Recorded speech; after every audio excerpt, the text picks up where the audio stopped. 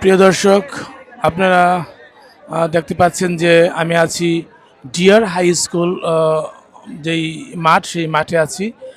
এ, জুলাই বিপ্লবের অন্যতম মহানায়ক আসিফ মাহমুদ সজীব ভুঁইয়া, ওনাকে গণসংবর্ধনা দেওয়ার জন্য কিন্তু এই বিশাল আয়োজন করা হয়েছে মুরাদনগরবাসীর পক্ষ থেকে।